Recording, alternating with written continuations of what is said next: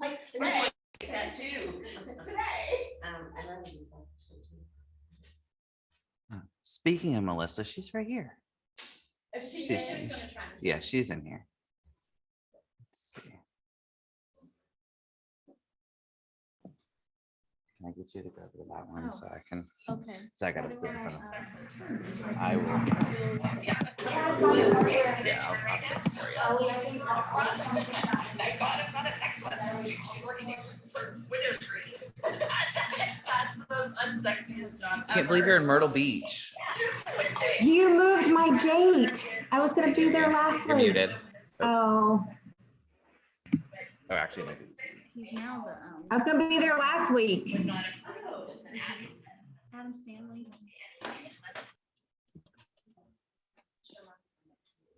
Probably. They all do.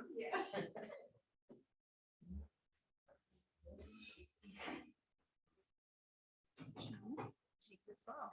Usually I'm cold where I go. No, April likes to keep it warm in here. I am. Look it up. Yes. Also share.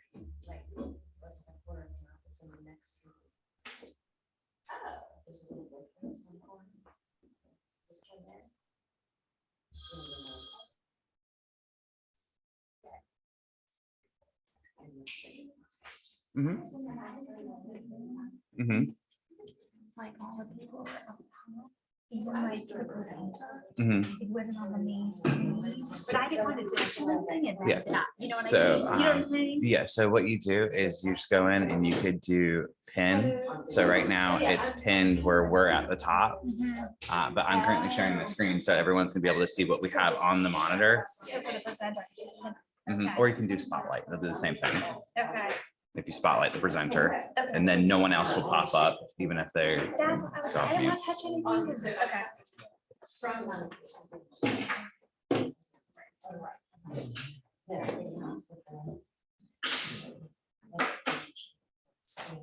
I will want to pull up GIS. Yeah, we can do that too. Later. Oh, still. All right.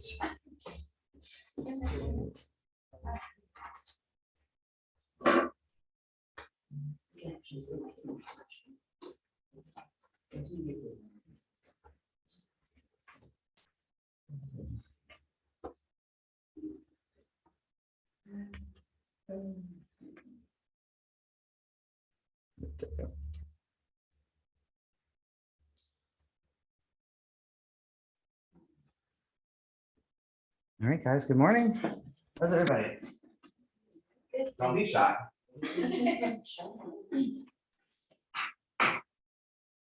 All right. Everyone, this is Shannon. It's my good Hey, friend. She works at everyone. Johnston County. She's gonna talk to us about Impervious.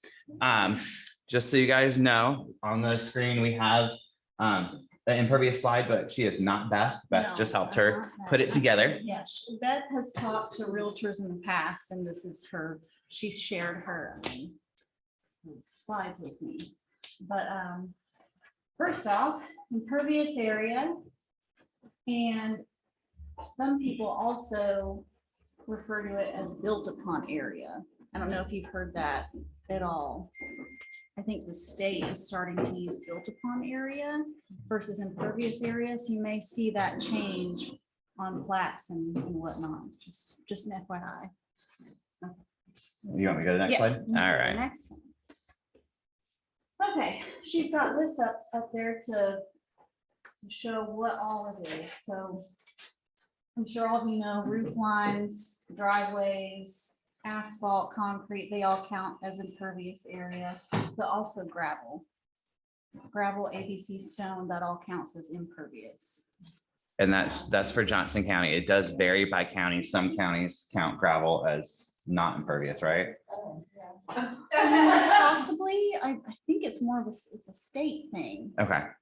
In the past, it's been back and forth, but we're really like starting to get strict on what's impervious and what's not. I know some of the things that we've seen in the past too, like pools. had been counted as impervious. Now Johnston County is just the deck. Is that correct? Just the deck. So just the deck yes. is considered to be impervious. Mhm.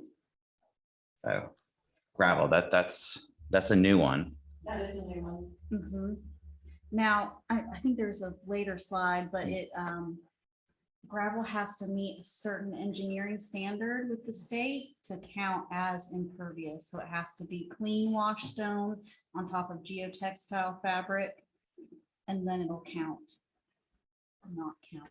Okay. As, Does that for like the normal homeowner too? yes. Okay. Yes, normal homeowner too. All right, that's. And, you know, there's also pervious asphalt and pervious concrete, but that tends to need to be engineered, and you'll need engineering paperwork and engineering certifications to go along with it. So usually homeowners can't install it themselves. Mhm. What about like rain gardens? We'll get to that. Oh, we're gonna get to Yeah. that. Okay. We'll get All to right. that. All right. I got you. All right. All right. So the next one. This is just a little, a diagram showing the percentage of infiltration as you start increasing your impervious area. In which I won't go too much into that, 'cause I don't really think you have too many questions about that. I feel, you know, but as you increase your impervious area, your, you know, evaporation and infiltration goes down. Talk to us like we're kindergartners. Okay. Pretend you're explaining this to your twins. Yeah. Okay, keep going, there's better pictures. There's better pictures, better right? Let me go to the- pictures. Yeah. This one's kind of fuzzy. That's why we're all so excited for you to come, because we really don't understand impervious. No, All right. especially now that we've got One gravel. more. that's- Yeah. Yes, so this one right here. You've got, this is what it should look like. You've got your vegetation, you know, things aren't coming in too quickly. This is your normal stream, river, and as you increase, you can see it's starting to erode, and you start seeing all this, the big stone that's left is because all the fines are being washed, which, and then you get to this, where you've got a lot of erosion because there's a lot of water coming all at once, and the vegetation can't stay and sustain it right. So that's why we're so concerned about everyone with these residential sites having the That's right runoff. Otherwise, the right. ground's not absorbing it. Is that what it is? Okay. And I know it kind of seems silly sometimes with some of the sites you have, because, you know, they're in the middle of nowhere in the country, and you think, well, what is, you know, if I put an extra long driveway, what's it gonna do? But then if everyone did that throughout the county, it would be a disaster. You ask Kinston down the line, you know, because they're already flooding. You know, Princeton is flooding really bad, but it all adds up. And right now, in our stormwater ordinances, it's going to change. It's being worked on hopefully next year, but right now, impervious area is 15%. That's for your entire site. So that's what engineers design for, unless it's in an environmentally sensitive area, which is near Swift Creek and some areas that have endangered species, then it's 12%, 12 or 13%. So it's a little less. So of the square footage of the lot, or? No, land? the entire site. Okay. That includes roads and all. Okay. So we've always, that's been like a big question I know a lot of us agents have had, is how do they calculate square or the impervious? Because some lots we're seeing have just enough for the house, and then like my house, I have 10,000 Yeah, square feet of impervious. 10,000. So like, where are these builders getting those numbers, and how are they so polar? Or are we just looking at old data and we're trying to fix that? No. So like yours, there's just a lot of extra open space in the development because it wasn't buildable. Mhm. The soils were bad, you couldn't put septic. So all of that is left as open space and that counts. That's why your lot is more, because the overall development left a bunch of space. There was a lot of wetlands, yeah. Versus someone that has a totally buildable Community. Yes. community and every bit of it is a lot and it's developed, then you start chipping away at what impervious you have left.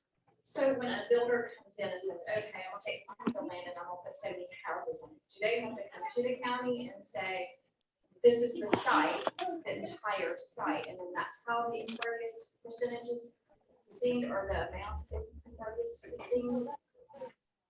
Not necessarily by lots. They'll submit to us engineering plans with the roadways and their estimated impervious areas that's left for the houses. Now you can increase your impervious area on the front by adding stormwater ponds and things of that nature that will catch additional runoff. Okay. But a lot of developers in this county, they try to stay at 15%. And whatever's left is left. Okay, so how do you know, where do you go to find what is allocated on your lot? On the plat map. But she's gonna show us how to find it. Yes. We'll go through yes, that together. Yes. What is this?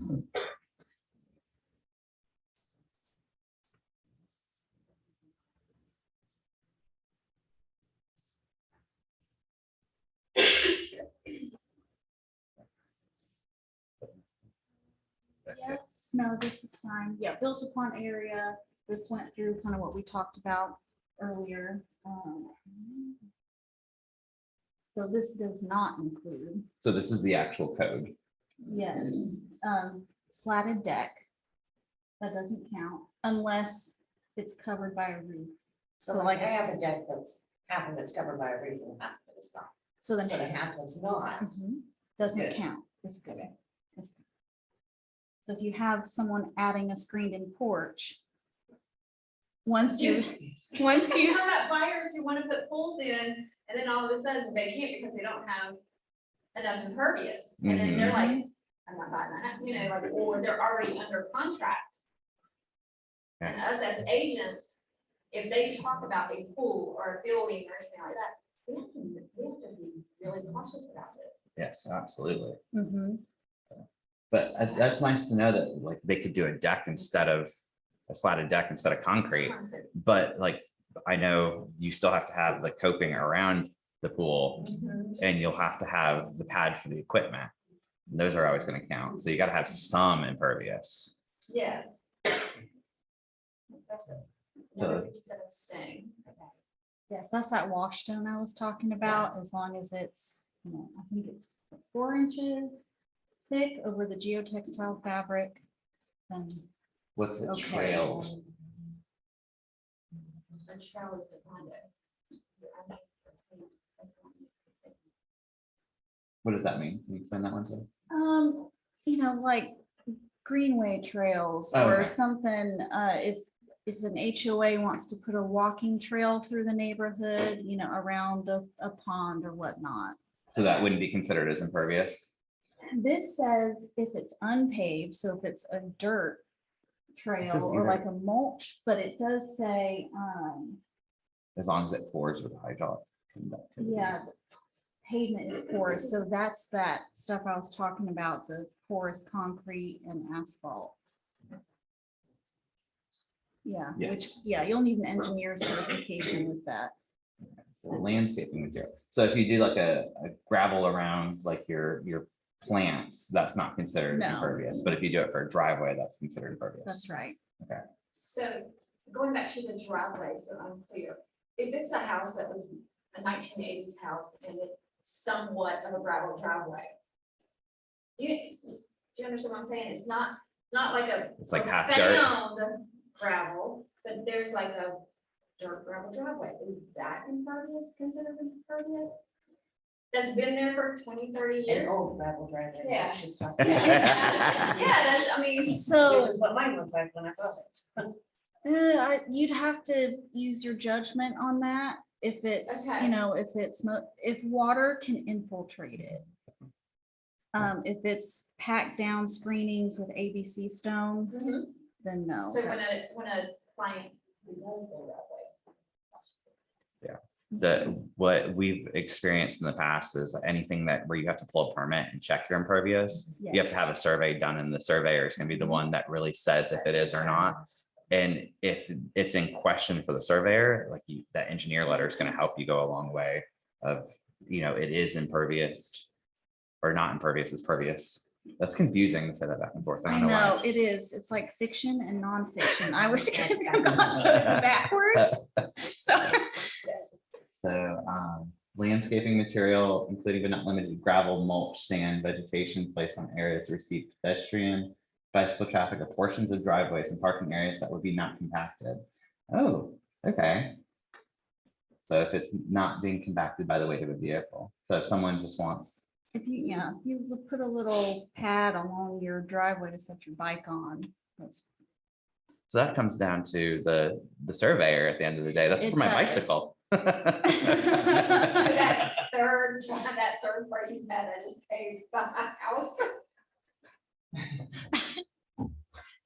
That's just for my bike, for my lawnmower. now, I'm in so much trouble. now, you know, so this might come up later, but you know, I will say this now. We don't have enough, you know, we don't have the manpower to check all this stuff. We really only check things that come in via a permit needed.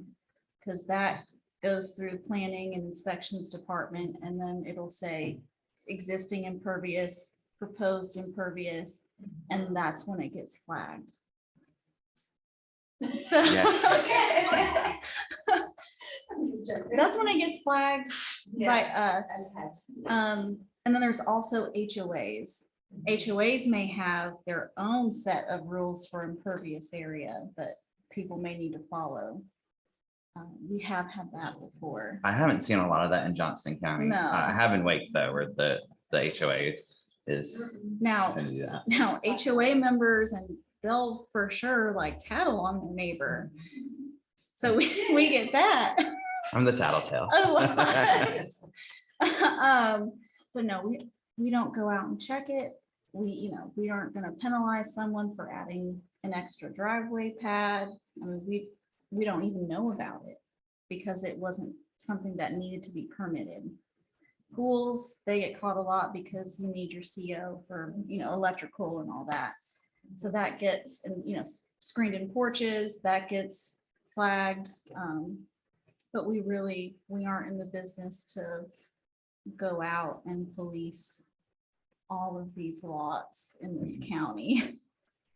So we're trying to keep these developers in line on the front end. Now, are you experiencing anything where you guys do catch it and then you guys have to have it removed, or you have to come up with that alternative of, making some type of So something to reduce it? this used to come up a lot. I mean, the market's changed, so people are like, whatever, I don't care if it's out of compliance with impervious area, give me the house. But it was caught a lot at closing because that survey would catch it and it would be out of compliance. And, that's when we started working on our policies and things, which is, the homeowner can either accept it, that it's out of compliance, or the buyer can accept it, that it's out of compliance and go ahead and buy it, knowing that it's over, or the homeowner would need to fix it, correct it. So as far as the county side though, say that you went to pull a permit and you guys found out that you were over the impervious, are you guys going to come out and find them or make them fix it or do something to fix it? Or could they just withdraw their permit and just say, I'm not going to do that upgrade that I wanted to do, and we're just not going to talk about it? It's a good question. That's a good Very question. Oops, never mind, that's the important part. I didn't want to pull that permit. Yeah. I mean, what happens at that point for So somebody that does? if it's caught like, oh crap, the previous owner added, a 50-foot wide extra driveway, no, we aren't gonna say anything. Also, we don't have the ability to check it. It's not like we can send a survey out there to officially check it, like it's fine. We So it's just- not policed No, in any way. All right, so it's just getting that, you want to have that approval for your next project. It's got to be right. that's right. Okay. Yeah, and we'll get into more of that. Okay, I think we can- that was a good answer. All right, next. All right, design. Okay, so I kind of hinted on design, that 15%.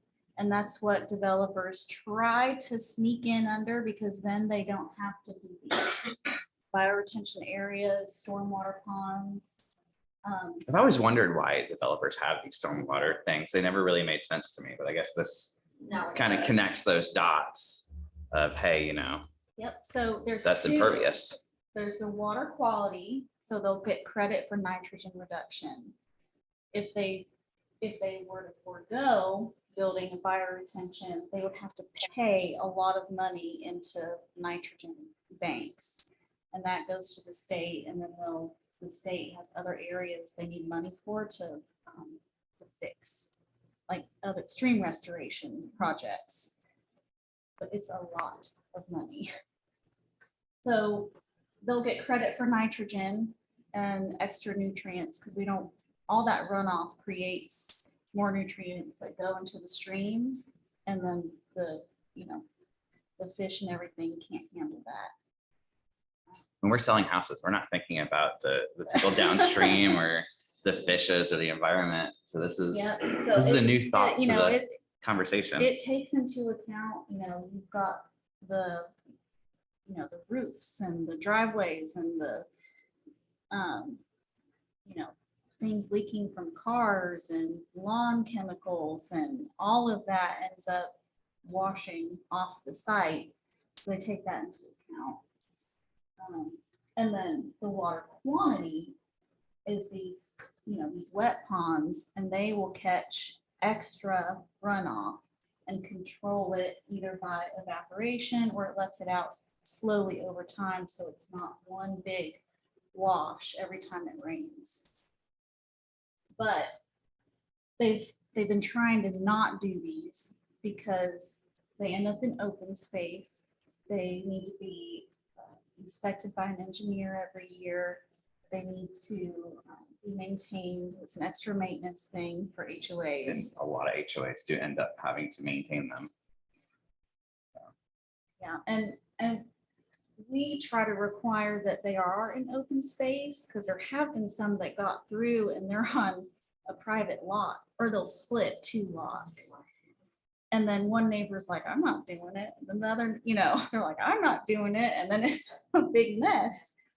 I always love those when they come up and it's like 5-acre lot. And I'm like, 4 acres of that is underwater. Yeah. So How do you count that as acreage? open space is best, and we make developers record an operations and maintenance agreement with these ponds. And we have verbiage in that agreement that states that it runs with the landowner. So if the HOA gets sold, or whoever else takes it over, it's their responsibility. That's good to know, because Yeah. these maintenance Yeah. agreements after the fact get very messy. Mhm. All right, so next.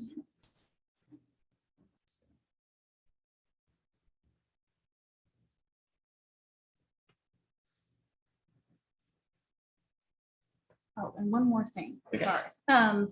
In the design phase, the engineers use numbers that are put forth by the state, and they have numbers for weathers, for storm types, how many inches of rain falls within how many minutes equals certain storms. And we, with our stormwater ordinance, we require that they design for certain storm events.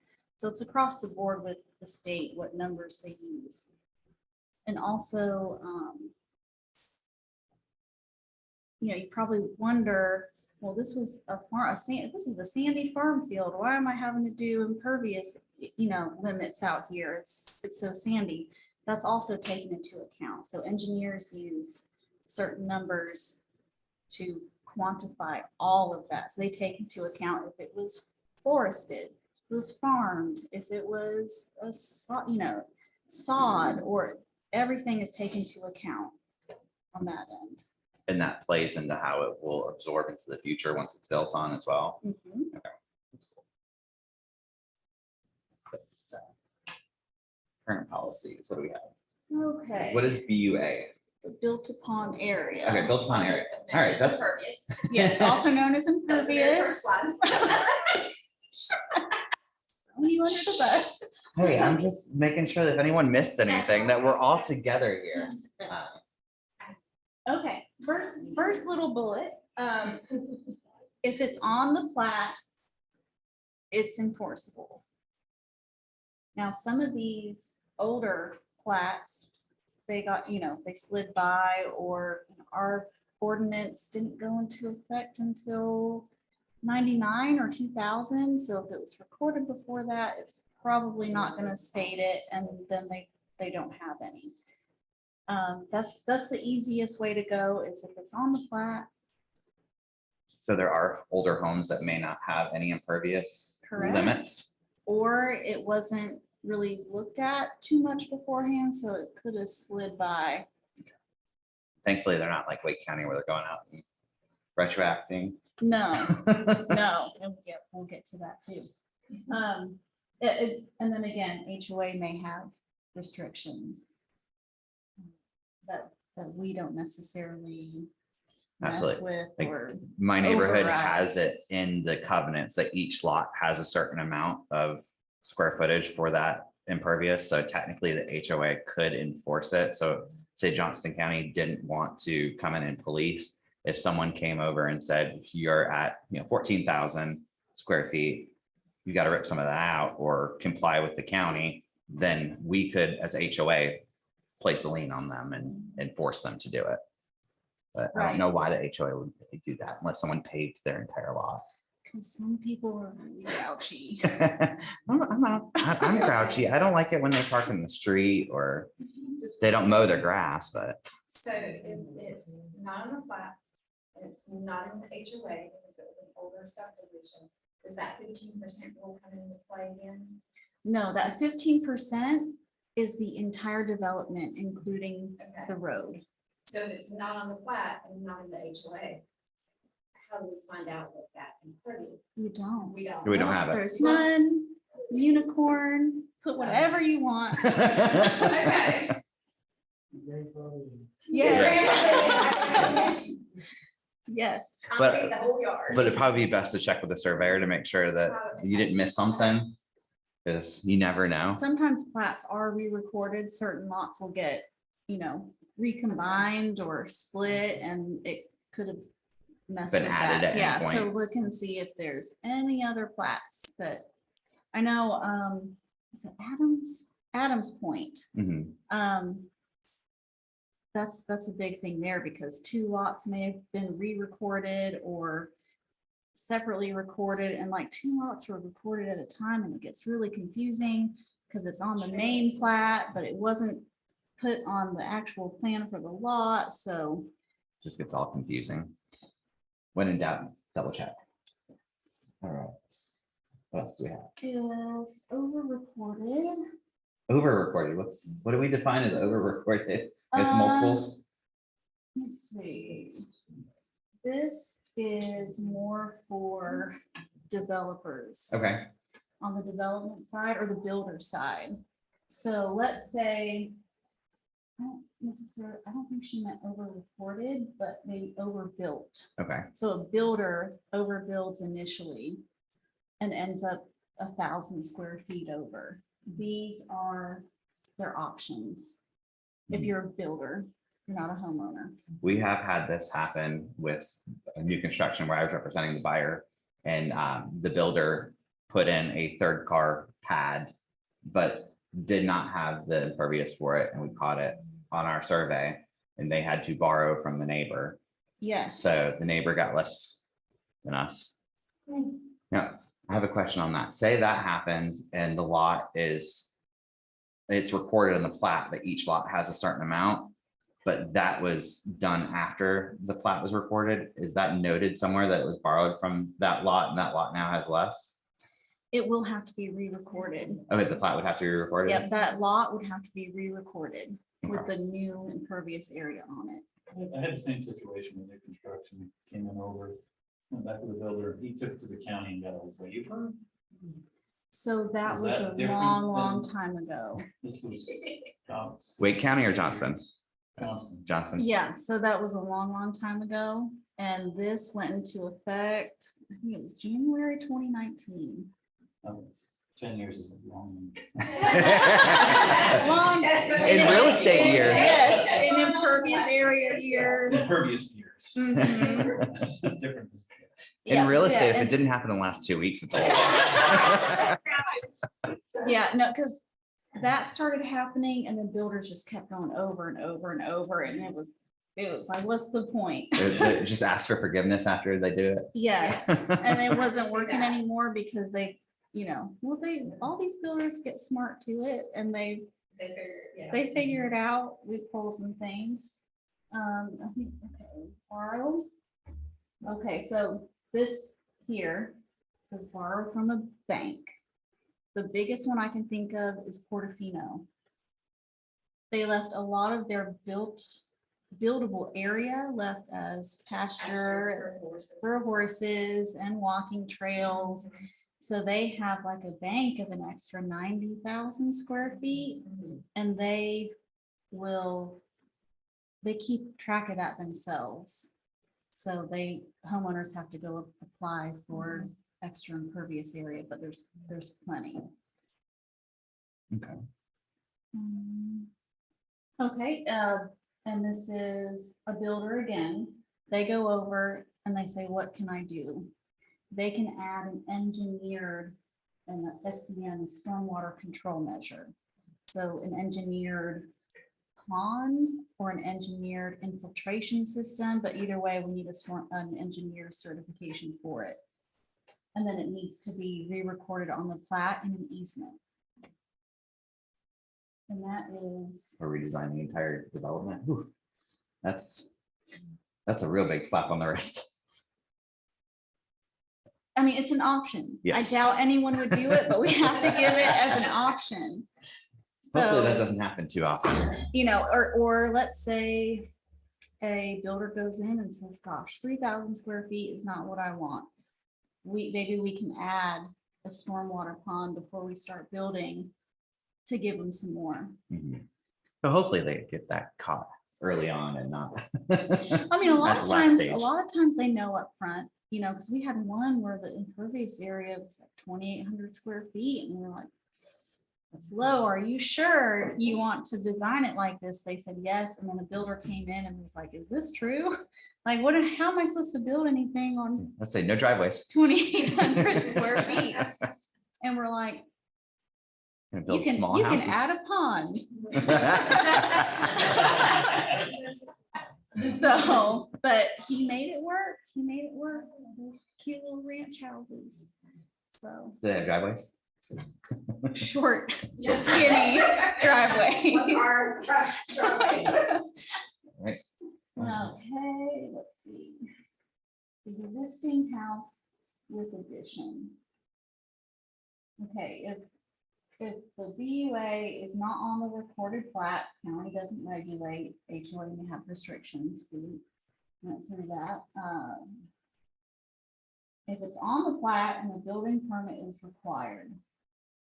So if it has a bank, you can borrow from it and then re-record. Design and install a lot level stormwater control measure. And this is not for builders. So this is, you're a homeowner, you already own the home and you want to add something else. Mhm. So there's lot level measures such as rain garden or rain barrels. And we have that on our website on how they're calculated and what. We they're just for. had an agent who actually asked for you to come today. Melissa, she had something very similar.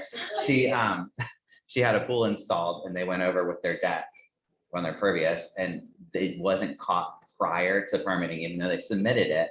with how much they were gonna do. Whoever was rubber stamping that approval approved it, and then when it got to their CO, it was like, wait a second, this is wrong. Now Oh. you have to install a rain garden. So she had to go in I and have two do that beauti- after the I have- fact. I have 2 beautiful rain barrels now for my pool. Yes. That wasn't me. No. No, all of the submittals and plan review go through Jessica Batten. There's Jessica. She just got thrown under the bus. No. But But I can still talk about it. I still can answer questions. So yes, rain barrels, rain gardens, and they do need approval through Jessica. So if you say, hey, I'm gonna go over 500 square feet, I need at least 100 square foot rain garden. do those have to be engineered or? No. Okay. So the homeowner can submit the application themselves with their numbers and, pictures of the installation and it'll get approved. Okay. And that also needs to be re-recorded on a plat though, as a drainage easement. That way, the rain garden or a rain barrel. That has to be re-recorded on the plat. That's new. The rain Did you barrel. have that done, Did you have Melissa? that done, Melissa? She didn't have that done. Okay, so I actually have the rain barrels and I talked to actually Braston, the director of it. So all I had to do was resend him pictures and he released it for permitting and sent out somebody to come and authorize it and they gave me the CO. But he was fine with the picture since I was only over by 149 square feet and had done everything proper. So he was like, just do this and send me pictures. Cause I was with him for an hour and a half. I think he just wanted me to go. When was this? It was 2 weeks ago? 2 years ago. What? Wait, yeah, 2 weeks yeah, ago? yeah. Okay, The, I didn't hear that. the right way would be for it to be The done right before. way, and we have had people re-record rain barrels into little boxes and say stormwater control measure. Mhm. But they have to remain with the house when you sell and don't they have to be drawn on the survey or something? Yeah, that's why what she's saying. It has to be on the survey for He- it. to Yeah, count. he just told me to keep it all together, but I would be fine. Okay. Gotta love how that works. Mm-hmm. All right, so next.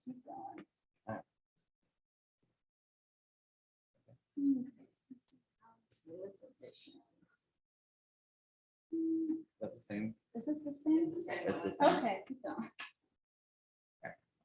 There's those rain barrels. Okay, look, there's a rain barrel, rain garden. Yeah, obviously the best place for a rain garden, put it in the lowest spot. And they are kind of meant to look like this. So they're meant to be in a depression and you'll usually have somewhere that. What is a rain garden? For us that don't know. I was going to say, because that just looks like a flower bed. It does. Yes, yes, so a rain garden is a depression and depending on your soil, it needs to be filled with additional soil amendments that will allow for drainage. Like, Like, Do we get a Lowe's, do we get a landscaper, like how do we tell our buyers? Or, either, it's not something that needs to be engineered. It just, okay, but if you're in Clayton and you have, Clayton dirt is the red clay, hard pan, they're gonna have to dig it out a little deeper and get some media in there that'll allow it to drain. is that like rock? Yeah, it can be rock, gravel, there's, well-drained topsoil. It just, you have to kind of know how your soil is. So we call Shannon and You say. can. you can't want this work. She does do landscape design too, by the way. Thanks. Yeah, so lowest part of your yard, and it will also have or need an overflow. So it needs to be big enough to catch like the first inch of rainfall. And then once it catches that, anything else can overflow and the rest will either be infiltrated back into the soil or evaporated. And the plants that go in a rain garden can both stand wet feet and dry conditions. Something like black-eyed Susans. They can stand some wet, but they can also live through drought. If it's big enough, a lot of people plant river birches, willow trees, inkberry hollies. There's a bunch of plants to choose. So that's from. one of the main things that you can do to get extra impervious. That's But, right. okay. That's right. So I just had one last week installed, and they installed it bigger so they could add even more to their impervious area limit. Can it be in an easement? Like a existing drainage easement. I'm just thinking, Or- I have like 25 feet on the back of my property that is a Duke power line easement that it's a utility easement. I'm just curious, because that land can never really be used, but I could easily put a rain garden there. But I don't know that you could necessarily re-record it in that the is- easement. Gotcha. So if you wanted to do it on your own, just being a good steward of the Just saying, environment. you know, my husband, then he's you gonna go, can- he's going to be very close to our impervious. I just know it.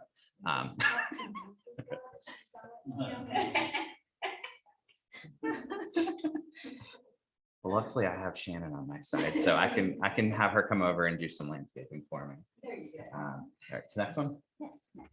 All right.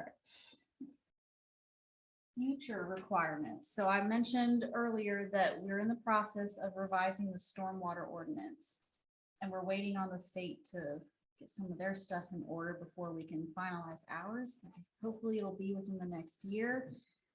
Pre-COVID, we had a few meetings with developers and builders and kind of ran some brainstorming by.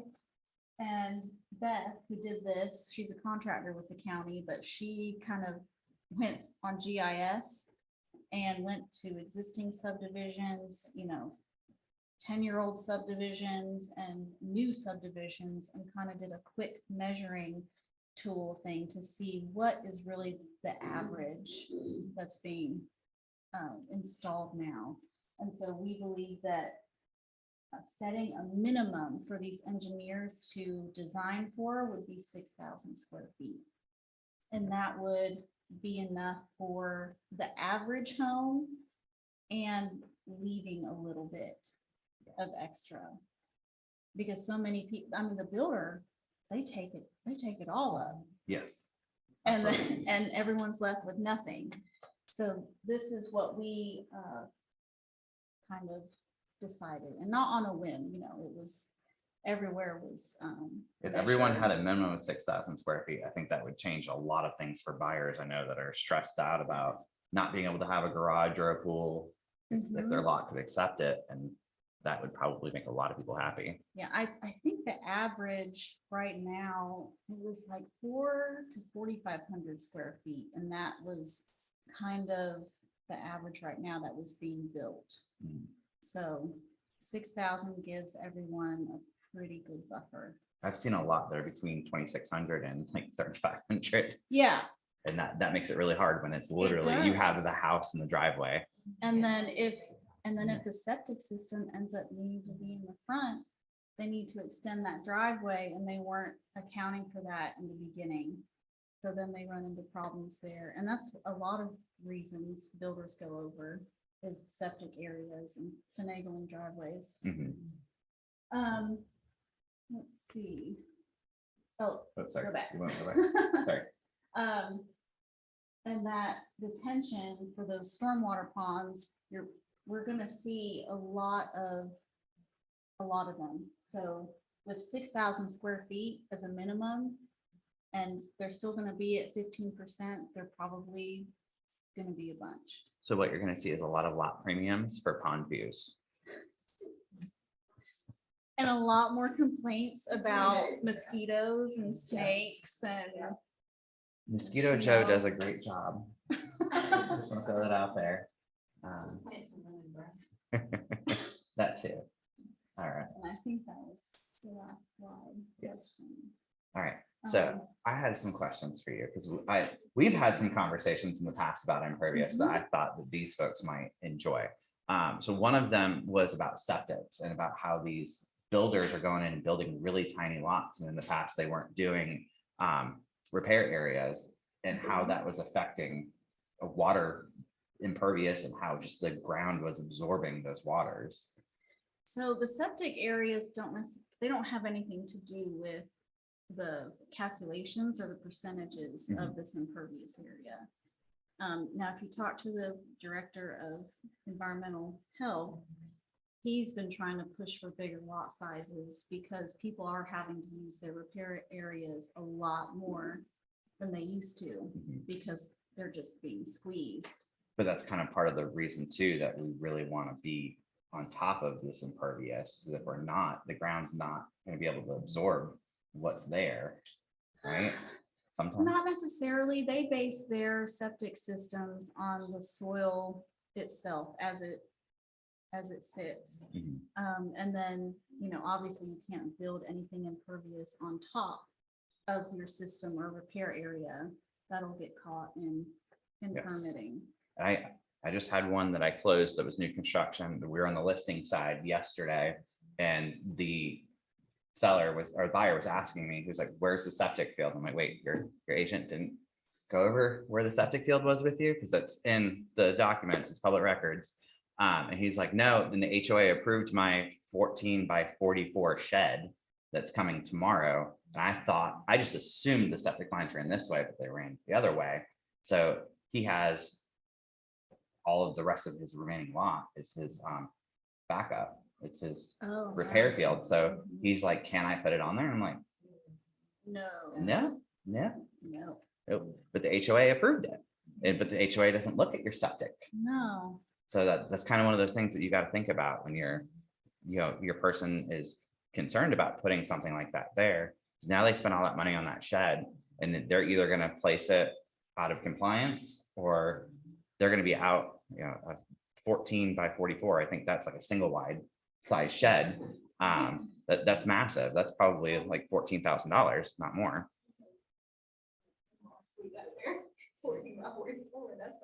He said he had a lot of hobbies. I'm not sure about that, but I kind of like cringed a little bit when he was like, what do you mean? Well, that's where my septic line is. I'm like, oh. What other questions do you guys have? Anything? I know we wanted to go through GIS and kind of show you where to finalize things. Keep it on Johnston County first. Okay, let me move it over here. So I can do that for a second.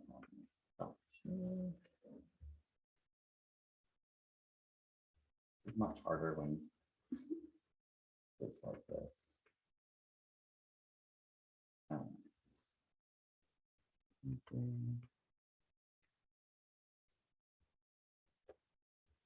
right, so we have Johnston County up. Okay. Okay, what do you Do you want us to wanna navigate? navigate? Yeah, I'll navigate. Okay, You tell me what- hopefully this will be changed soon, because I want to add a stormwater tab. That would be nice. But right now, it's housed under, the public utilities, we're housed under public utilities. Hold on just a second. Let me just share this to anyone that's watching. Hold on. Sorry, guys, hold on just a sec.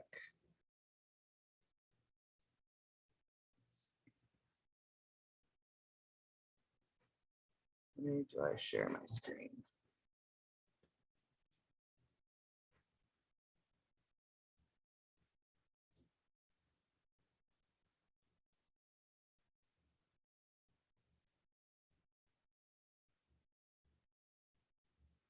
All right, should be shared now.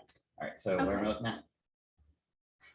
It's housed under the developer handbook. Okay. So this is Johnston County, just johnstonmc.com. Yes. Okay.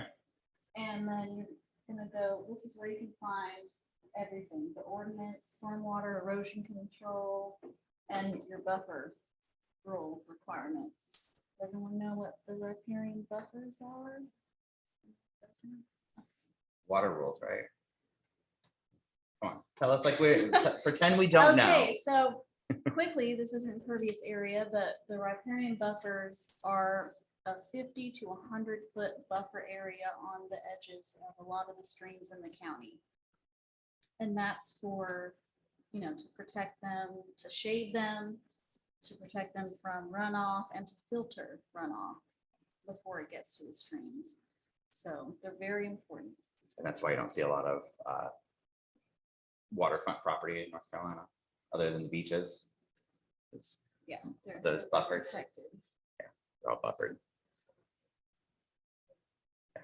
Not a ton Well, though. Cape Fear does not have a buffer requirement, but the Cape Fear watershed area. Which is crazy to me. I don't know how they did that back in the day. And the buffer requirements went in 97. I believe they were put in place by the state. Now, most everywhere has a 50-foot, but along Swift Creek and Little River and parts, it's 100-foot, because there's the dwarf wedge mussel, which is, and some snail that's endangered. So, Gotta love that. if you want an interesting video, look up how they mate.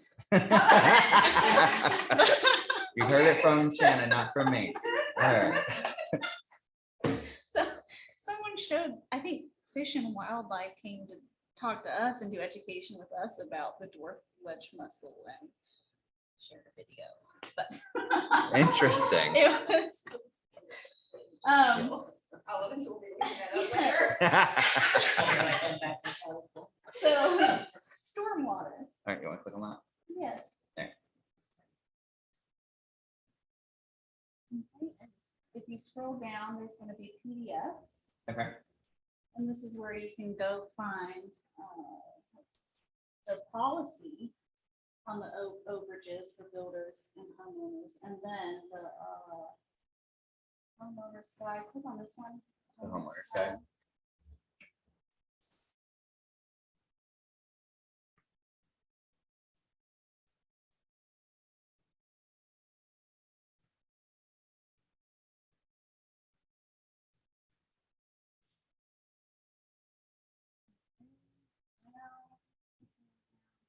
Goes over all of what impervious areas, buffers.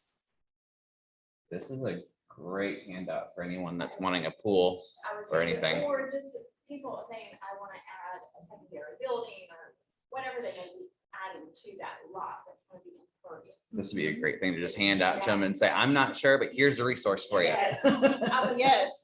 Keep On your way path there, yeah. keep going down. But this might not be.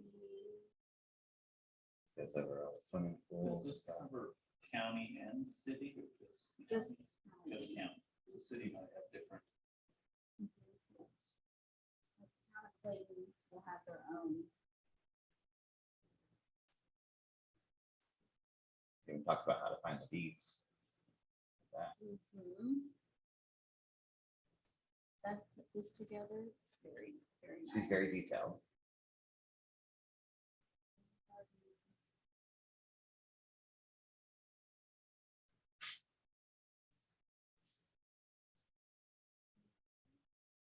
This is 39 pages. What are you looking for? No, if you go back. Okay. I'm looking for that application. There's the stormwater application. Yes, lot level.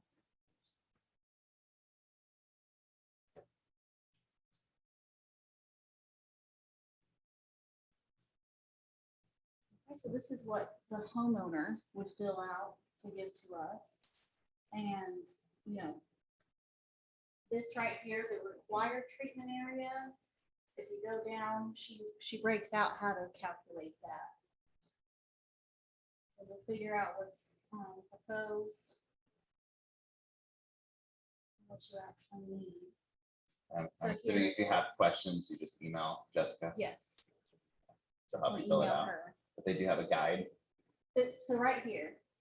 So, and she kind of color coded it, but this is what you want to be treated. I'm adding 1,000 square feet. So you put this number here and multiply it by 0.1 to get your.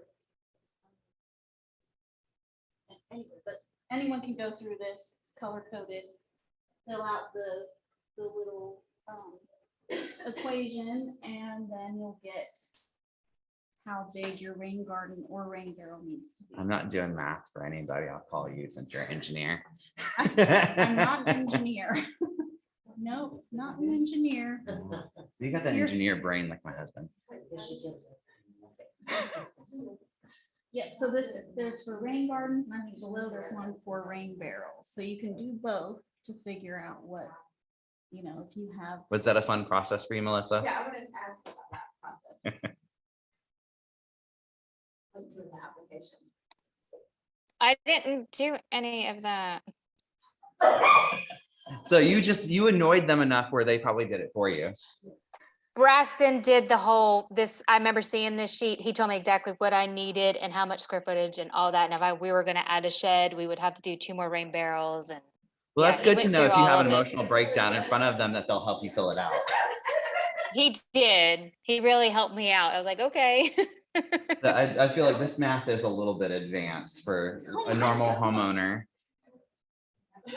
No, I would have had a complete and total breakdown. Now, my husband, on the other hand, would fill this out with ease Oh, yeah, and he could have do that no in his issue. head. Yeah, no, he would absolutely do it in a and- heartbeat. Annette is laughing because she knows I don't do math. So she knows I would have freaked out having to I do don't that. either. I'm right there with you. That's why when she started talking about how to do the equations, I'm just like, I was like, stop. No, not us. Nope. Wrong group. All right. So what else do we have? So these are good resources to pull for any homeowners. Now, if it's a builder, it's a different story. Like I said, they need to submit something engineered to us. Well, that's good to know. So that's johnstonnc.com, and that's right under developer handbooks. See, I would have never thought to look under developer handbook. No, I would have purposely no. avoided that section. Yeah, exactly. Like I said, we're gonna try and put a stormwater tab because a lot of people need just stormwater. Yes.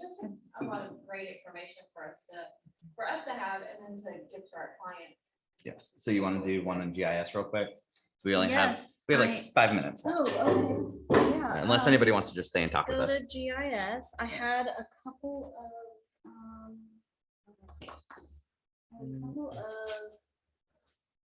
plats that I wanted to show you, because they're all in different places. Impervious area, sometimes it's under the notes, sometimes it's in your site data, sometimes it's in a box all by itself, and There's really no method to it.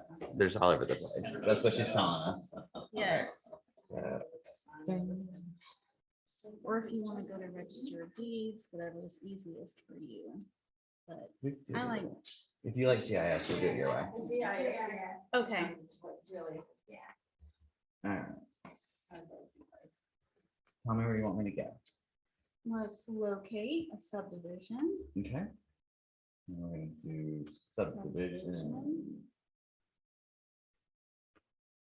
And let's look up Woodfin. One of ours. You're gonna yell at us. Christy, that's all you do.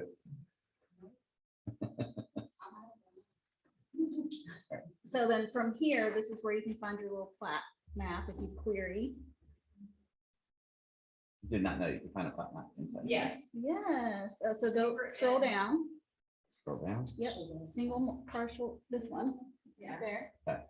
And scroll down Mhm. and go down. Yep, schools, everything. All the way down. And then the plat book image. Click that. And then click the blue triangle. You guys taking notes? This was in our process. Oh, was it? I missed that. I was in Puerto Rico. I'm sorry, Yeah, guys. yeah. Okay, and go down. Now, sometimes if it's not scanned through here, you'll have to go through the Register of Deeds Mhm. website. So this one, I think it's True Line. They usually will just put it out in the open. Impervious surface area shall not exceed 4,500 square feet per lot. It's dead center. That's the easiest one, probably. Yes, those are easy. They usually make it pretty bold. But go to do the same thing for a subdivision called Weatherford.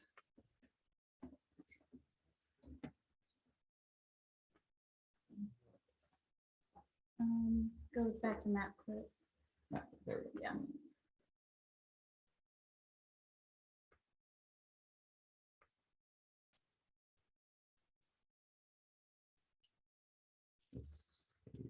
Now, I asked. Which phase? I think phase 3 has it on there. Now, I can only ask for these surveyors to put it how we want it, but sometimes there's no. So, Yep, query. query. It's on plat book image.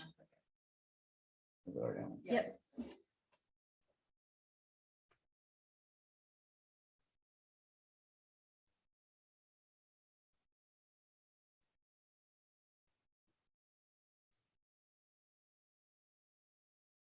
This Oh, one's gonna be hard to great read. scan.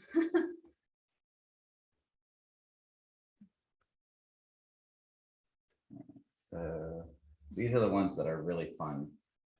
Yeah. Well, can you guys see it better further away? So go No, down, I think it- it's down.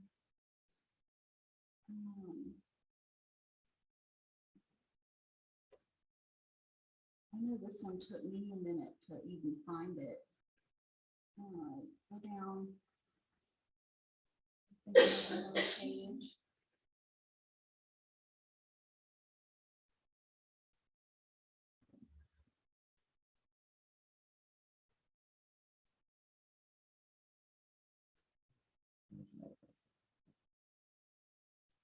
Yep.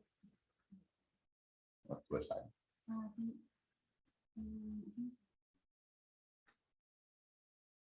and over, so. It's in this weird section right here, and I don't think you guys can really see it.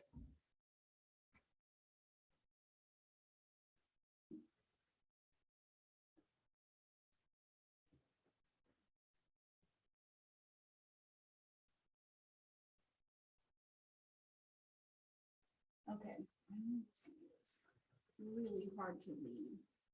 So it has the maximum impervious area allowed is 15%, but then it also, whoop.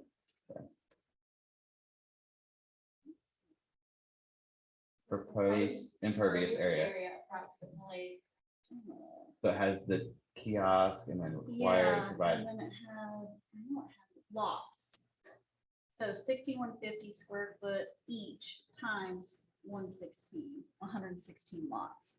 So that's how they put their impervious area on there. So I just wanted to show this one as sometimes it's in there, it's just really hard to find, and it's, That one kind of seems like it's math and you just kind of, yeah. you kind of Like I have that said, this mental one- part.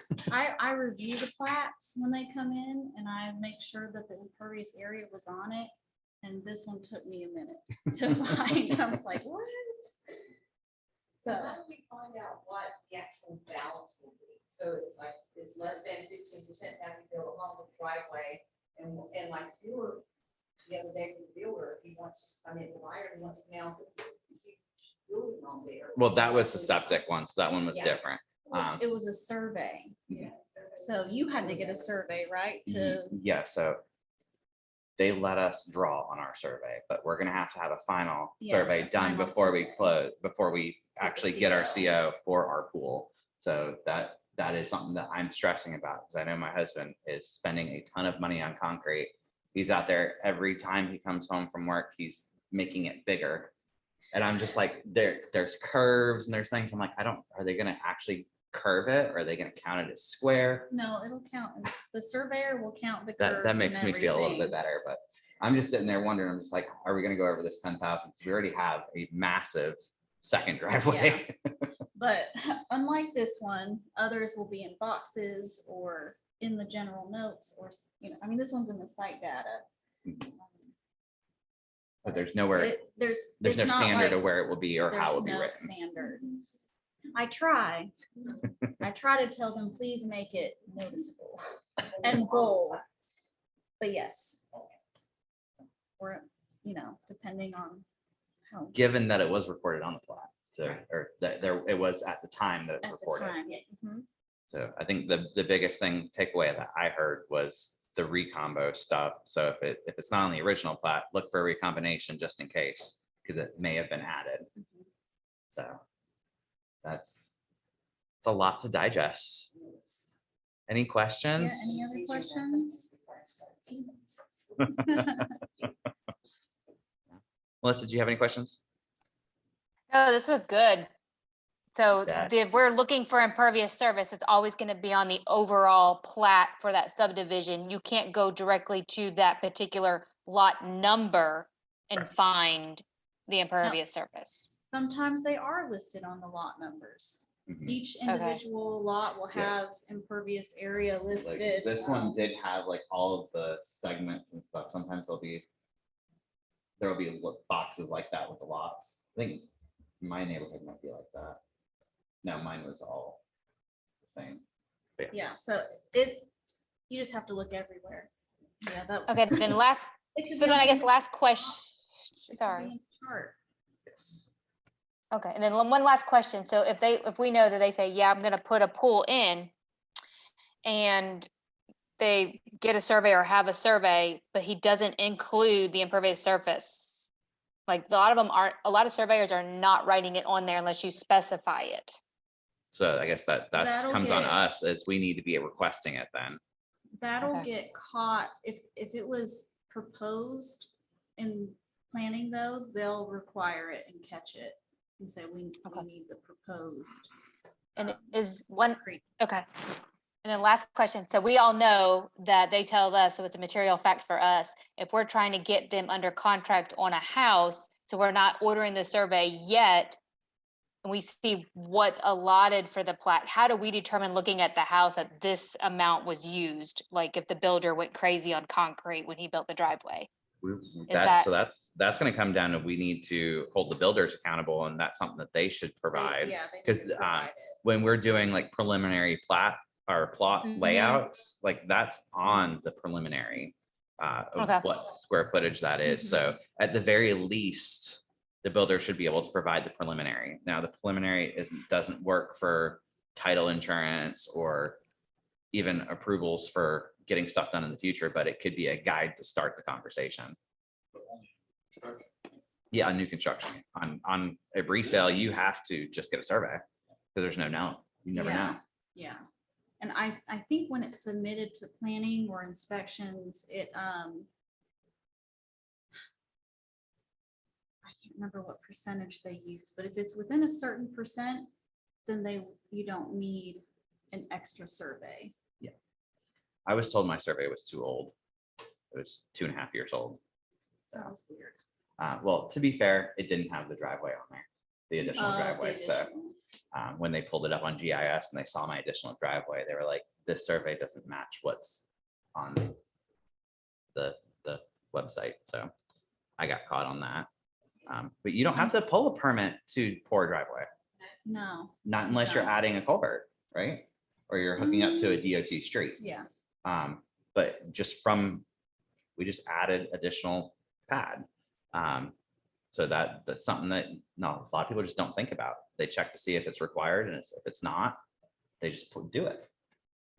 mhm. They don't think about impervious. Impervious is new to us, I feel like, as consumers and agents. Especially in this county. I mean, it's always been there, but it really hasn't been enforced like it needed to be versus. Do you think like they're Wake gonna- County.